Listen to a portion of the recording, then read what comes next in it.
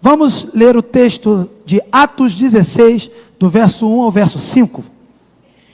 Está na sua tela, caso você queira acompanhar pela tela. Atos 16, do verso 1 ao verso 5.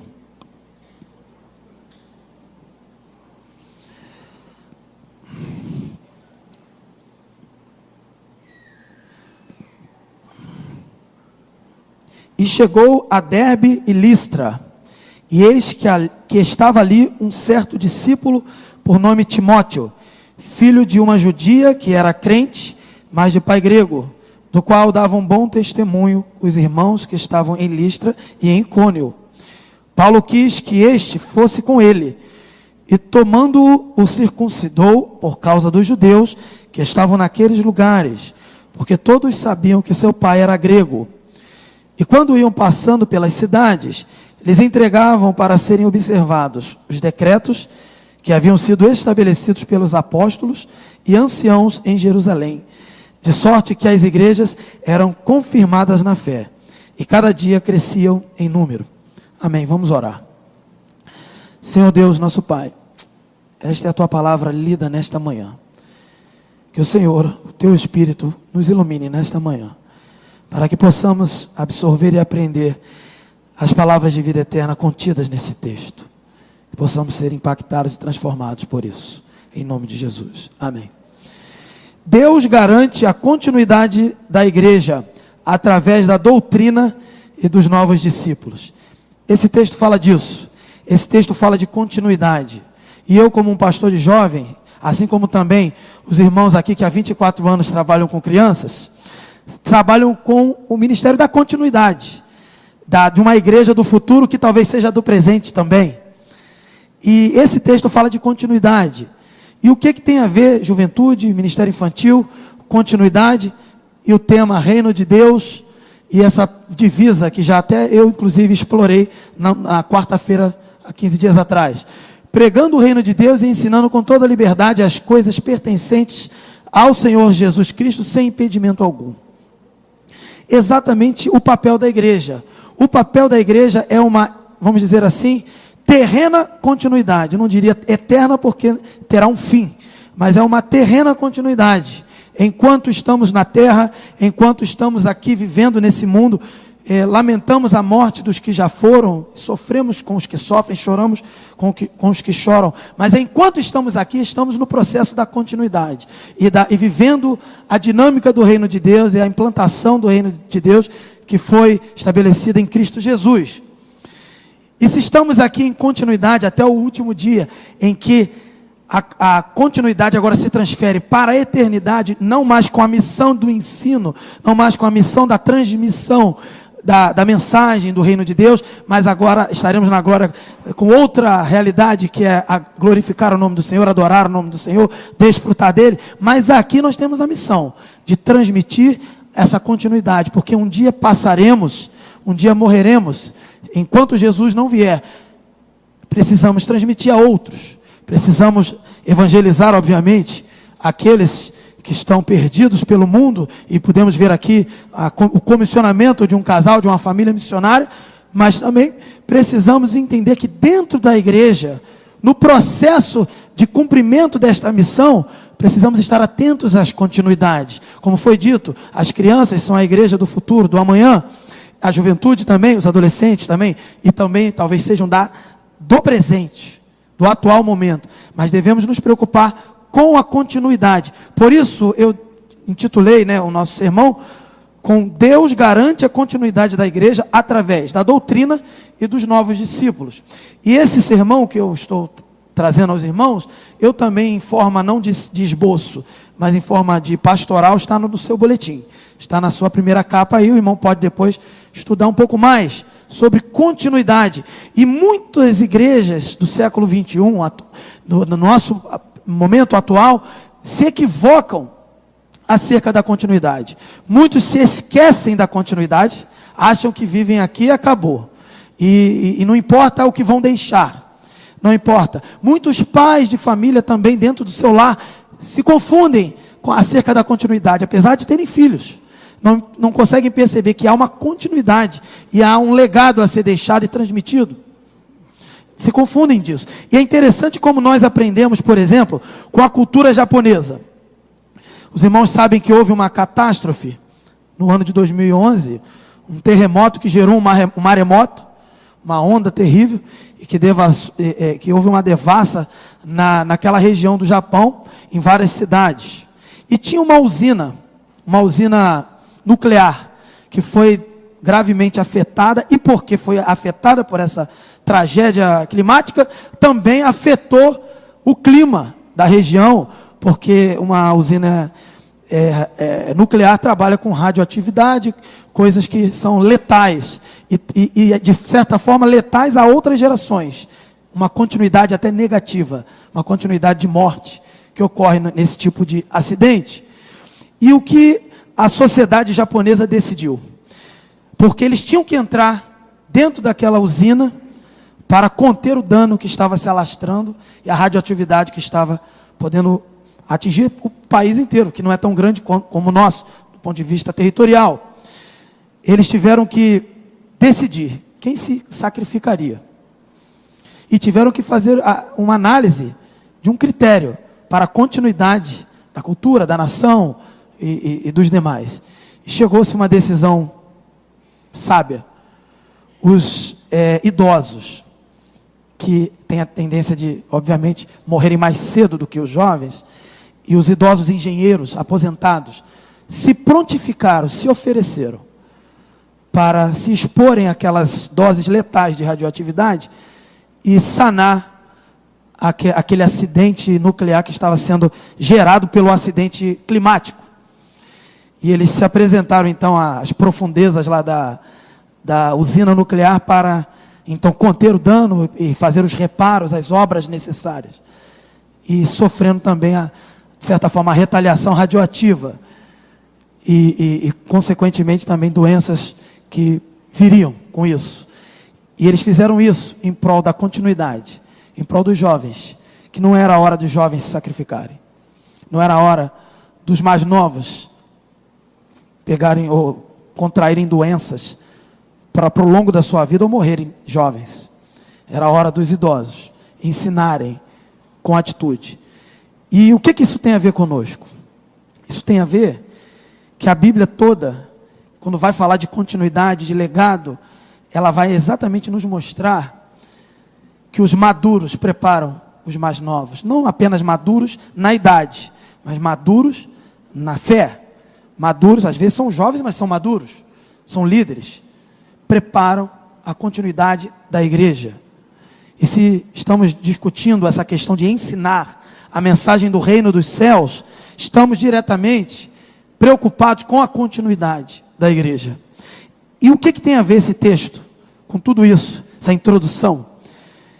O que tem a ver que aqui é o momento em que Paulo encontra um daqueles que seriam continuadores, não só do seu ministério, como obviamente continuadores da obra de Cristo, do ministério que foi estabelecido em Cristo, da igreja que foi fundada em Cristo, que é a rocha. Bem, eu vou até separar para os irmãos, aí separei em partes. No nosso boletim não está separado em partes, nesse primeiro momento aqui, mas eu vou separar com o irmão aqui. Veja na sua tela aí, pode passar, irmão, por favor. Próximo slide aí. Ponto 1. Deus, ele separa um jovem crente. E é interessante que aqui a gente pode pensar assim, você vai ver que o texto, ele vai narrar que Paulo chega a Derbe e Listra, as cidades em que ele estava voltando lá da sua atividade missionária, depois que ele se separou de Barnabé. E ele chega e ele leva com ele, a partir desse momento, Silas, no lugar de Barnabé. E Paulo então ele vai se deparar com um cristão. E é interessante, não dá para saber se Paulo estava já procurando alguém. Não dá para saber. Mas o fato de Paulo ter tomado uma atitude acerca desse jovem cristão, demonstra que ele estava atento para a continuidade. E uma igreja também, que segue a doutrina dos apóstolos, como já falamos aqui sobre isso, que segue o ensinamento de Jesus, essa igreja está preocupada com a continuidade. Paulo então, ele ele encontra o jovem que nós vemos no texto, que se chama Timóteo. E Timóteo, ele era filho de uma judia que era crente, e um pai, e diz o texto, né, mais de pai grego, que dá a entender essa adversidade de que ele não era crente, o grego, o pai grego, mas a mãe era. E é interessante que em 1 Timóteo 1:2, você pode perceber aí que Timóteo, que era um jovem crente, tinha salvo. Eu não vou abrir o texto, mas em 1 Timóteo 1:2 dá a entender que Timóteo tinha encontrado a salvação por intermédio do ministério de Paulo. Então era alguém que Paulo foi instrumento para a salvação chegar. E ele encontra com esse jovem então nessa cidade. E é interessante que o texto diz no verso 2, o jovem que foi Timóteo, que foi ali achado por Paulo, encontrado ali, do qual, o texto, verso 2 diz assim, do qual davam bom testemunho os irmãos que estavam em Listra e em Icônio. É interessante que Timóteo era um crente, filho então de uma mãe judia, de um pai que talvez não fosse crente, e era gentio, ou seja, grego. E essa era a realidade de Timóteo. E tinha algo a mais no currículo, vamos dizer assim, de Timóteo, que eu acabei de ler. Os irmãos davam bom testemunho acerca dele. Os irmãos, vejam bem, quando a gente fala de bom testemunho, são pessoas crentes, sérias, que levam o evangelho a sério, que conhecem a Escritura e podem, por causa disso, falar bem de alguém do ponto de vista da Escritura. Não é apenas um bom testemunho de alguém que eu simpatizo ou prefiro. Muito se diz, por exemplo, nesse período político que passamos aí de eleições, muitas pessoas falaram bem de tal candidato e falaram mal também de outro candidato. Nem o falar bem, nem o falar mal quer dizer que seja bom testemunho ou mau testemunho de fato daquela pessoa. Porque pode ser movido por paixões, por preferências. Eu falo bem daquele candidato porque eu quero que ele seja eleito. Eu falo mal daquele candidato porque eu quero que ele não seja eleito. Eu posso até acreditar nisso, mas eu estou movido também por isso. Aqui, o bom testemunho, deixa-se claro isso, através do autor, que é Lucas, que escreveu isso, deixa claro que é de fato um bom testemunho. Pessoas que sabiam analisar o que é um bom testemunho. Pessoas que sabiam biblicamente ver o que é um cristão. E não às vezes, quando nós, aqui na nossa carnalidade de cristãos, preferimos Paulo, Apolo, como também acontece na Escritura, às vezes. Eu dou bom testemunho daquela pessoa, porque eu prefiro aquela pessoa. Não é isso que aconteceu aqui. O que aconteceu aqui eram pessoas sérias, que realmente falaram acerca desse jovem. Pessoas que sabiam o que era bom do ponto de vista da Escritura. Então poderiam dizer. E o que isso tem a ver? Isso tem a ver então que Timóteo ele não era uma pessoa isolada qualquer, caiu de paraquedas. Timóteo era uma pessoa que tinha um grupo de irmãos, talvez uma igreja, que dizia que ele era crente de fato, que ele era um seguidor verdadeiro de Jesus, que conhecia os mandamentos do Senhor, que vivia, que praticava. Isso faz diferença? Faz. Tanto que Paulo então está aqui nesse momento do encontro, de levá-lo com ele. O interessante aqui que nós vemos, que quando então esses irmãos dão esse bom testemunho, veja bem, que irmãos eram esses? Eram irmãos que estavam em Listra e Icônio. Os irmãos que estavam em Listra e Icônio, que davam bom testemunho, Listra é a cidade onde eles chegaram, onde Timóteo estava. Mas Icônio era uma cidade que ficava aproximadamente a 32 quilômetros de distância, numa realidade em que não havia automóvel, né? Era outra forma de se locomover, não haviam estradas maravilhosas, se bem que as nossas precisam de ajuda também, não havia, era uma outra forma de se locomover, e que 32 quilômetros, que para nós já não é tão perto, mas de carro até se torna perto, para aquele povo era bem distante, e eles estavam acostumados inclusive, mas a fama, veja, a boa fama, a fama cristã, não é a fama que aparece nas TVs do grande apóstolo da TV, ou do grande ministro, sei lá de onde, e que bota lá ministério com a foto, a placa. Não é isso. Eram as obras, boas obras, do ponto de vista da Escritura, o que ela diz que são realmente boas obras. Não aquilo que achamos que são boas obras? As boas obras das quais fomos chamados para vivê-las, desde a fundação do mundo. Essas boas obras que estavam atravessando as fronteiras da cidade de Listra e chegando a 32 quilômetros em Icônio. Não era um jovem, veja bem, talvez, sim, era um jovem comum, um ser humano comum, provavelmente com 2 olhos, sim, um nariz, uma boca, comum, mas as obras que o Espírito Santo, aí que é a questão, produzia através de sua vida e o capacitando para a obediência, elas ecoavam 32 quilômetros em outras cidades. Não era então, nesse sentido, um jovem comum, era um jovem incomum, tornado incomum, né, pelo Espírito Santo. E o que isso tem a ver conosco? Vamos aprender com isso. Primeiro vamos entender Timóteo. Timóteo era isso. Ele era especial no sentido de que ele era um crente fiel. Os irmãos que também eram fiéis diziam isso acerca dele.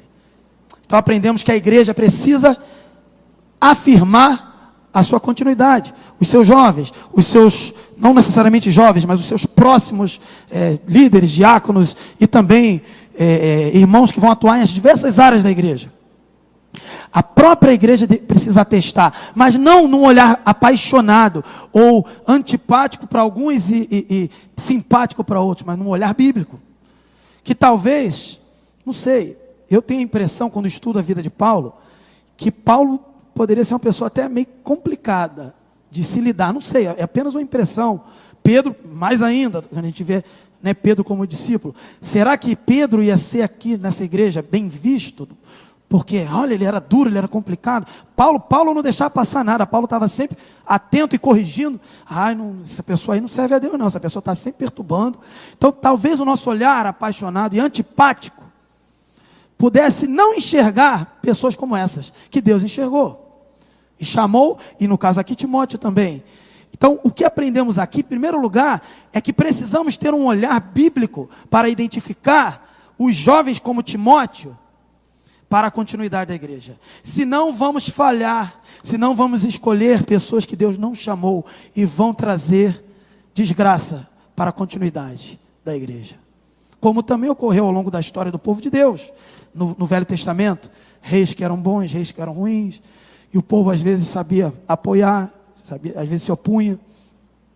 E eu não estou falando necessariamente de política, eu estou falando de continuidade de valores espirituais do reino, que estamos preocupados em ensinar a mensagem do reino, e ensinar a mensagem do reino até que Jesus Cristo venha. Timóteo então era especial. Está desmontando aqui o púlpito, mas a palavra do Senhor permanece, tudo passará, mas a palavra vai permanecer. Bem, segundo ponto, então aprendemos um pouco sobre Timóteo, um crente, filho de mãe judia, e também pai grego, que provavelmente não era crente, e tinha um testemunho, do ponto de vista bíblico, que transcendia as fronteiras das cidades. Beleza, vamos lá. Segundo ponto, Deus move Paulo a levar Timóteo. Verso 3. Veja bem, vou ler o texto. Paulo quis que este, Timóteo, fosse com ele, e tomando-o, o circuncidou, por causa dos judeus que estavam naqueles lugares, porque todos sabiam que seu pai era grego. Paulo admirava tanto Timóteo e o testemunho que era amplo dele, que desejava então tê-lo em sua companhia. Na carta que Paulo escreve a Timóteo, 2 Timóteo 1,5, diz assim: trazendo à memória a fé não fingida que há em ti, o qual habitou primeiro em tua avó Lóide e em tua mãe Eunice, e estou certo de que também habita em ti. Esse testemunho breve aqui da carta de Timóteo, que Paulo escreve, é para exemplificar como Paulo via Timóteo, compreendia Timóteo, entendia Timóteo, enxergava Timóteo. Não era uma pessoa que era, vamos dizer assim, apaixonada por uma pessoa, interessada ali naquela pessoa, por objetivos egoístas e carnais, mas não, era uma pessoa, Paulo, que tinha critérios bíblicos, para admirar uma pessoa também que tinha frutos bíblicos. E é isso que aprendemos aqui. O testemunho que Paulo dá então nesse texto de Timóteo, por exemplo, que eu li, é um testemunho de alguém que tem um olhar bíblico para uma pessoa que tem chamado. E precisamos estar atentos como cristãos, como igreja, acerca disso. A gente vai ter então, veja bem, o testemunho que fala da avó Lloyd e da mãe Eunice, cristãs convertidas já anteriormente, possivelmente também pelo ministério de Paulo, na cidade natal, Listra. Nós vemos que essas irmãs, elas comunicaram uma fé sólida para Timóteo. Elas fizeram a parte delas do ponto de vista da continuidade. Por isso sim, Timóteo dava bons frutos. Como que os nossos jovens e os nossos próximos líderes, mesmo que sejam adultos ou novos convertidos, quando e como que eles vão dar testemunhos assim? Quando nós, que somos os maduros na fé, independente da nossa idade, pudermos ter a condição de transmitir como a avó Lloyd e a mãe Eunice fizeram também com Timóteo. Essa é a nossa responsabilidade. E mesmo tendo um pai grego, possivelmente não crente, ele recebeu uma fé sólida. Então, até isso há que se pensar. Talvez um não crente no lar, que pode às vezes ser um opositor, dependendo da situação, não foi impedimento para o evangelho chegar na vida de Timóteo. Porque quando fazemos a transmissão da mensagem, nós não cremos na nossa habilidade de transmitir. Nós cremos no Espírito Santo, que convence do pecado, da justiça e do juízo, e no poder do evangelho que transforma. E se não entendemos isso, não adianta. Seremos meros professores educadores, que ensinam doutrinas terrenas, que são importantes, mas são passageiras.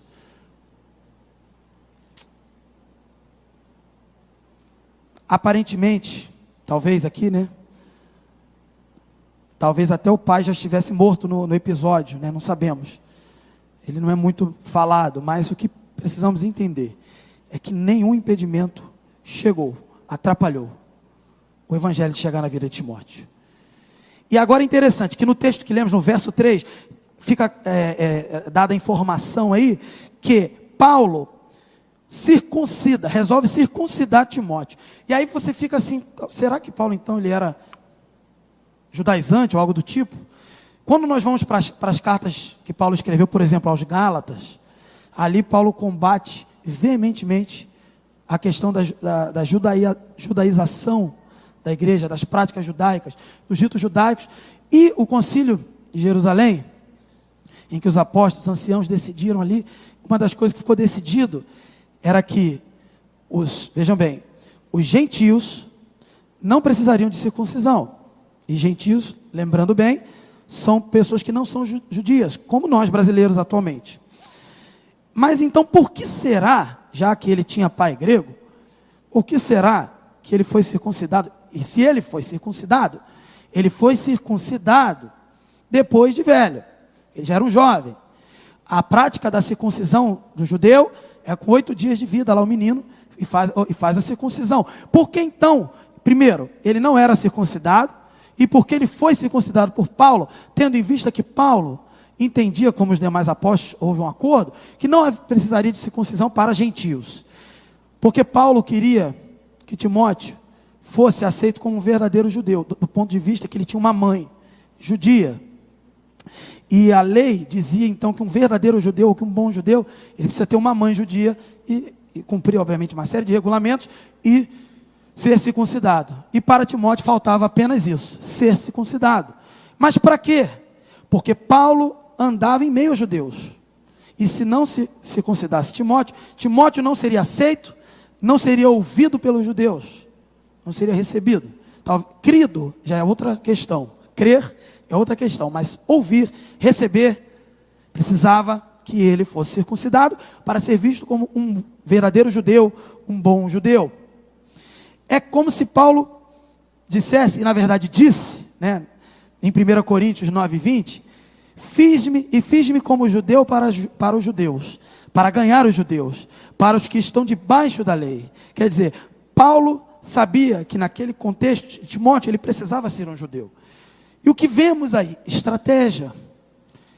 É necessário estratégia. Entender a realidade do seu discípulo ou daquele que você percebe, que nós como igreja identificamos como a continuidade do evangelho, da pregação do evangelho, do cuidado da igreja, do pastoreio da igreja de maneira geral. É preciso ter estratégia. E Paulo teve estratégia nesse momento. E não traria nenhuma ofensa aos gentios. Para os gentios isso não seria problema. Timóteo ser circuncidado. Mas para o judeu seria, se ele não fosse. Então Timóteo, a partir daquele momento, daquela estratégia, daquela ação de Paulo, ele tinha liberdade para atuar perante os judeus, como também perante os gentios. Precisamos ter estratégias bíblicas que atendam e amplifiquem o alcance daqueles que vão transmitir a mensagem. Próximo ponto, número 3, por favor.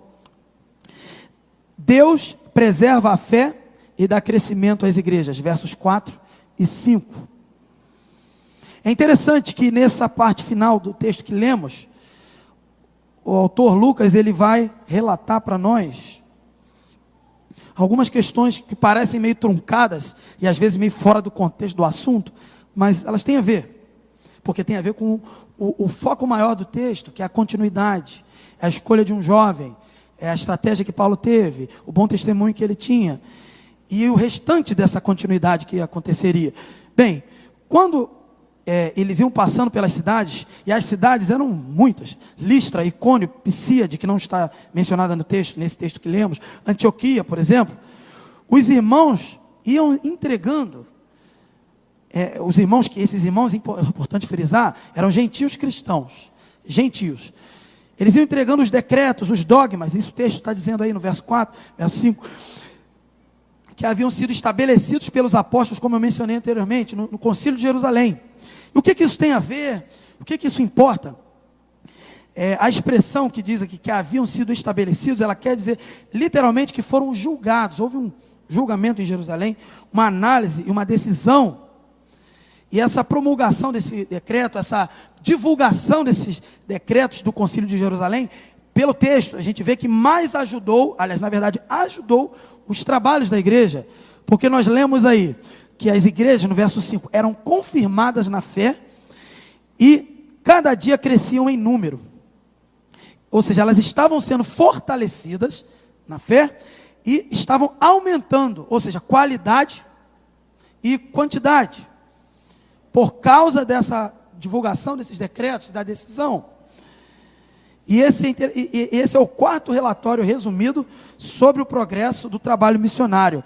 Quer dizer, essa fala do crescimento da igreja, da confirmação da igreja, é o quarto relatório do livro de Atos, acerca do crescimento ali da igreja. E o que vemos aqui, tanto na escolha de um jovem, como também nos decretos que foram divulgados, vemos aqui a preocupação e a ação de Deus, providente, a providência de Deus, de dar continuidade ao Evangelho. Do ponto de vista de um líder como Paulo, a preocupação de selecionar um crente com verdadeiros requisitos bíblicos, que apresentava de fato os requisitos bíblicos.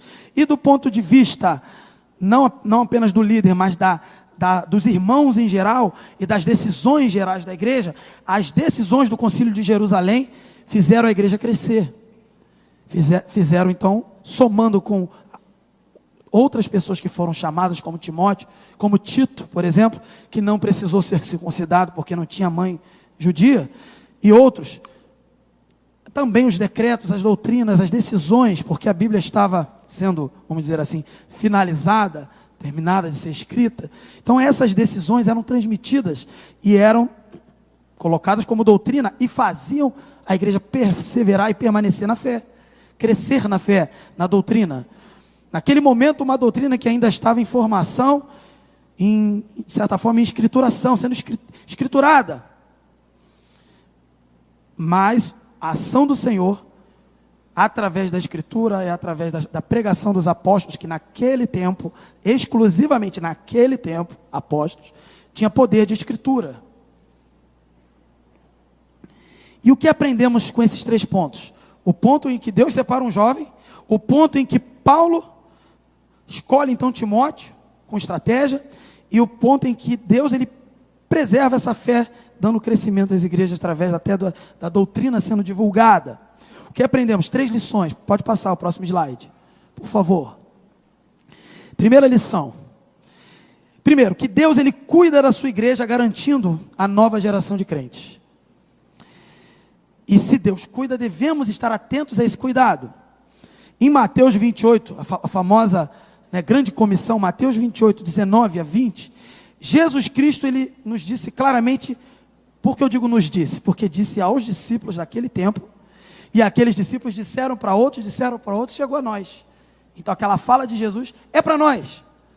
Então Jesus ele nos disse, para fazer discípulos, não é isso? Portanto, ide, fazei discípulos de todas as nações. Então, a preocupação com a salvação, com a continuidade. Veja bem, a continuidade é para que haja a pregação do evangelho e haja salvação àqueles que não têm. Então é preciso entender essa questão da continuidade. O objetivo então era fazer discípulos.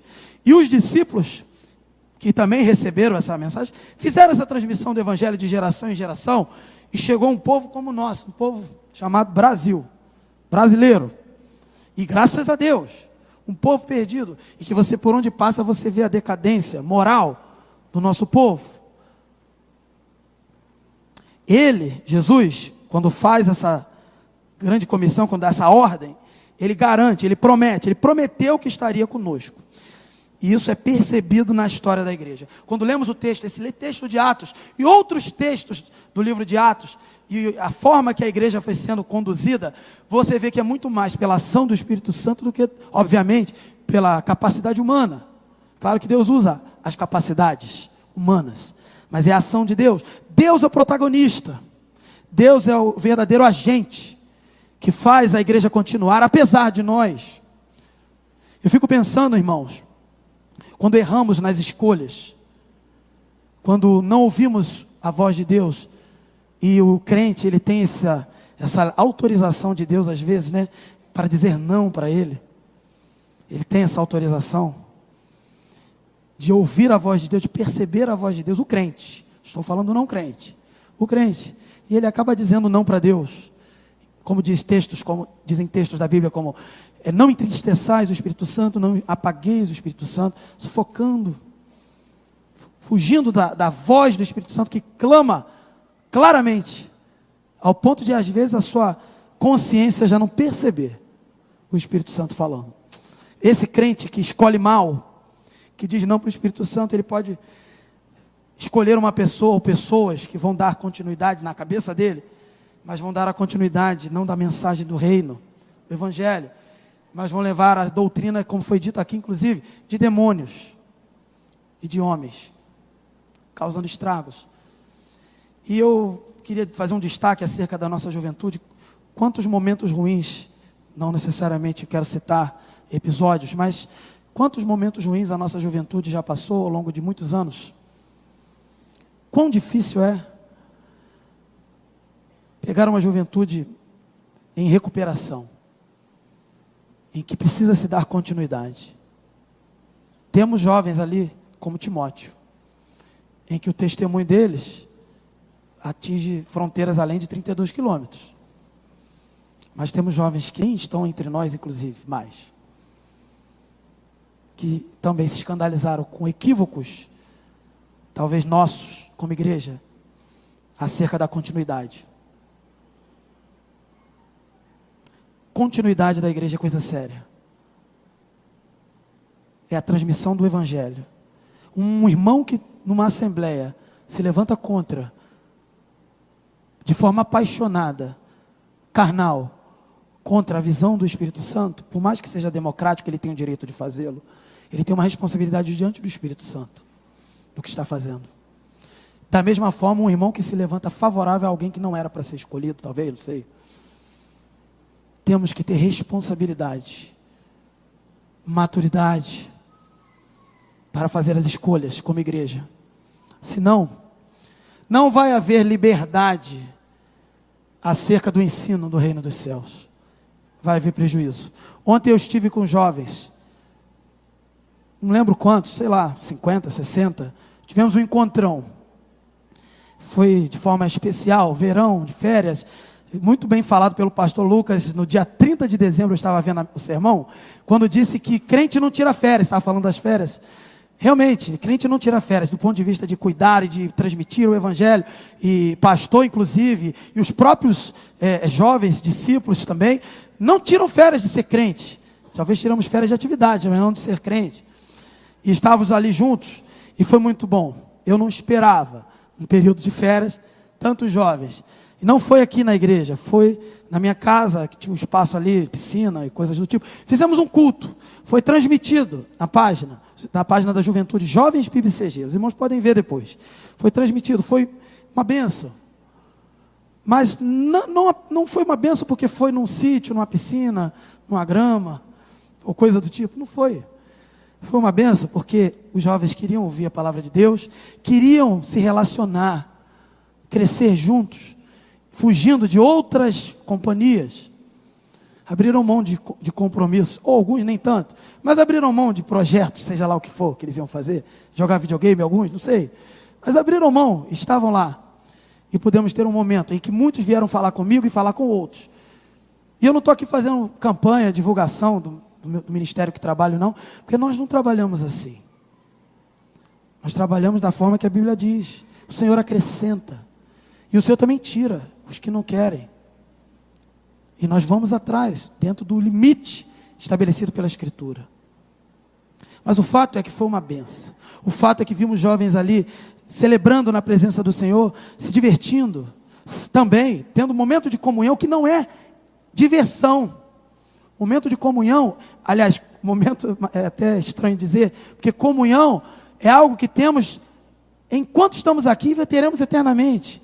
Não são momentos, pequenas pinceladas, são momentos eternos, contínuos, de comunhão, em que eu olho para o meu colega, que eu entenderia como colega, e entendo ele como um irmão, um membro da minha família, a família de Cristo, e eu estou atento à necessidade dele, espiritual em primeiro lugar, também material, porque não somos hipócritas, mas também ele está atento a mim, e nós estamos nos ajudando, e eu estou encorajando ele, e tanto que jovens me deram mensagens de encorajamento, que bênção, tiveram visitantes, e não sei mais o que, e ficaram impactados. Glória a Deus. Temos que nos encorajar, temos que nos corrigir em amor. Como eu disse há 15 dias atrás, no domingo, dia 13, à noite, que o reino de Deus, ele tem várias características, e tem as mais agradáveis para o nosso jeito de ser, e as nem tão agradáveis, mas que se queremos o reino de Deus, se queremos a continuidade de transmitir tudo isso, temos que transmitir por inteiro, tanto os momentos agradáveis, de regozijo, de diversão também, como os momentos de correção e de repreensão. E tivemos essa experiência lá, e foi maravilhoso, porque me lembra, quando eu olho para cada jovem, eu penso apenas na continuidade.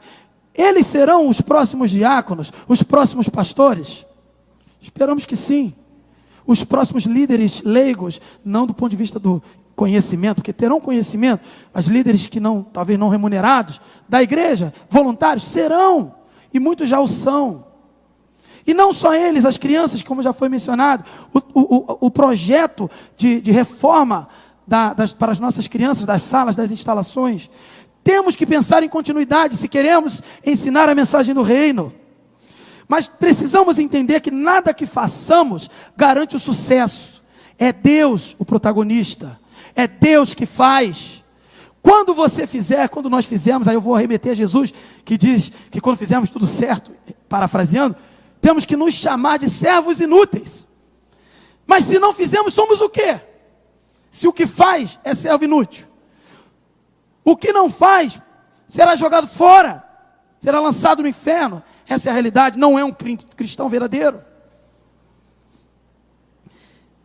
Creiamos e entendamos, Deus cuida da sua igreja, garantindo a nova geração de crentes. Ele deu uma ordem, fazer discípulos, nós vamos fazer. E Ele garantiu que estaria presente para mostrar que é o agente, e não é você e eu. Amém? Segundo ponto, caminhando para o final. Deus nos chama para cuidar dos novos, pois serão os continuadores. Devemos contar com o serviço de ministros jovens, por exemplo, que tem o mesmo espírito de Timóteo, mesmo testemunho. Os idosos, e eu respeito a experiência dos idosos, precisamos de vocês. ensinando os nossos jovens. Como eu quero chamar muitos dos idosos, vamos ter oportunidades esse ano para estarem falando aos nossos jovens. Os nossos jovens carecem de bons exemplos. E às vezes nem na igreja, e eu não estou aqui fazendo referência a ninguém, se encontra. Precisamos ser os bons exemplos. Precisamos ser os bons pais, as boas mães, os bons líderes que vão transmitir verdade da palavra de Deus. Podemos ver claramente que o critério que Paulo utilizou foi de uma fé. Veja bem, Paulo percebeu em Timóteo uma fé não fingida, como ele mencionou na carta dele ao próprio Timóteo, e bom testemunho de outros irmãos além das suas fronteiras. Paulo viu o critério, irmãos, o critério está na Bíblia. Uma fé não fingida não é uma pessoa que parece, que levanta a mão e que pula, ou que não faz nada disso, só fica quietinho, e todos acham que é cristão. É um critério bíblico, frutos bíblicos, que muitos vão ser mais eufóricos e vão pular, e outros vão ser contidos, mas é o fruto que foi visto em Timóteo, e Paulo, como um homem bíblico, identificou, e nós temos que ser assim, para identificar. Deus nos chama para cuidar desses, os novos, eles são os continuadores, e o bom testemunho, que eu já mencionei no início. 2 critérios simples. Será que fazemos isso para escolher líderes do departamento, dos departamentos, os 12 de cada departamento? Será que fazemos isso com tantas, e eu respeito, e é importante, com tantas, vamos dizer assim, leis e registros que funcionam como lei para a nossa igreja, estatuto, manual administrativo, com várias recomendações, muitas delas com certeza bíblicas, mas será que com todo esse calhamaço de escrituras, não necessariamente bíblicas do ponto de vista, que não estão escritas na Bíblia, mas concordantes com as escrituras, será que com todo esse calhamaço de coisas, será que não podemos perceber que basta uma fé não fingida e ter bom testemunho de outros irmãos, além de fronteiras até? Será que não podemos perceber isso? Não é difícil aprender com a Escritura, o difícil é obedecer. Que sejamos capazes de cuidar dos novos, que são os continuadores. E terminando, terceiro ponto. Deus nos mostra que a preservação da doutrina é essencial para o crescimento da igreja. Critérios foram utilizados, critérios bíblicos, Paulo identificou Timóteo. Mas na próxima parte do texto, você vê que ali não era mais uma escolha de alguém, ali era a ação da doutrina, o próprio Deus fazendo a doutrina verdadeira chegar às igrejas, e Ele deu o crescimento. Somos chamados para ensinar a sã doutrina, que muitos, às vezes dentro da igreja, e se estão dentro da igreja porque estão infiltrados, porque não são crentes, são bodes no meio de ovelhas, e às vezes fora também, muitos sentem comichão nos ouvidos da sã doutrina, como diz o próprio Paulo, e não suportam a sã doutrina, porque o evangelho é escandaloso para quem não foi transformado, a sua natureza pecaminosa é oposição, essa pessoa é inimiga do evangelho, e ela ouve e recebe o evangelho amargo, quando na verdade o verdadeiro crente, apesar de toda a luta que requer também o evangelho, sente a doçura do evangelho. A preservação da doutrina é essencial para o crescimento da igreja, e nós vemos aqui, os irmãos gentios, talvez muitos não soubessem ler, não sei, foram percorrendo e levando os decretos decididos pelos líderes, que funcionavam como escritura naquele tempo, ou seja, se preocuparam com o ensino da palavra, se preocuparam com a transmissão da verdadeira doutrina, mesmo que não agradasse, porque judeus queriam circuncisão, e a decisão era de não circuncisão. Vamos voltar a EBD semana que vem. E muitos já me perguntaram, a juventude tem feito alguns cursos, né? Mas antigamente tinha mais. Não precisamos de novos cursos, a EBD está aí. Eu sou um dos professores, inclusive, mesmo que não fosse. A igreja trabalha em comunidade junta. Há uma parceria que não precisa ser explicada. Eu preciso dizer que há uma parceria entre a juventude e a EBD, Pastor Lucas, como qualquer outro ministério também com a EBD. A IBD está aqui, como o próprio pastor Lucas disse, para servir aos irmãos. E nós devemos estar entendendo que se somos jovens de um ministério ou idosos de outro ministério, devemos estar aprendendo a doutrina, sabendo para transmitir. Aqueles irmãos não tinham a Bíblia toda escrita, eles tinham decretos, e eles tinham alegria em transmitir, e foram passando e levando. E por isso as igrejas foram confirmadas na fé e cresceram. É isso que devemos nos preocupar, com os padrões bíblicos. Não é difícil entender, mas há que se fazer uma reflexão para entender que talvez não estejamos obedecendo, talvez não estejamos querendo fazer, e jogamos conversas fiadas aí, dizendo que não é bem assim, não estou entendendo. Entendemos sim, está escrito aqui, estamos entendendo, precisamos fazer. Mas eu louvo a Deus por essa igreja, que apesar desse alerta, tem feito isso ao longo dos seus 115 anos. Apesar de outros que negligenciam, e esses, Paulo também vai comentar, muitos que o abandonaram, e lamentar sobre esses. Eu também digo a mesma coisa, não do ponto de vista de que fui abandonado, mas de que poucos permanecem, e muitos abandonam a caminhada árdua de transmissão e de continuidade.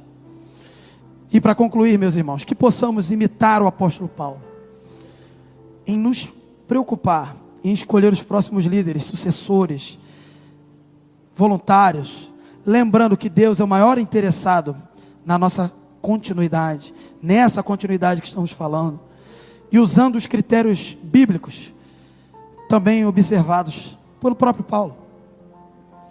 Façamos isso, meus irmãos, baseados no fato de que, e aí eu remeto ao título, que Deus ele garante, e é por isso que fazemos, porque Deus garante a continuidade da igreja, através da doutrina e dos novos discípulos, e que possamos ensinar a mensagem do reino, desta forma aqui, contando com Deus, para garantir o sucesso dessa transmissão e dessa continuidade.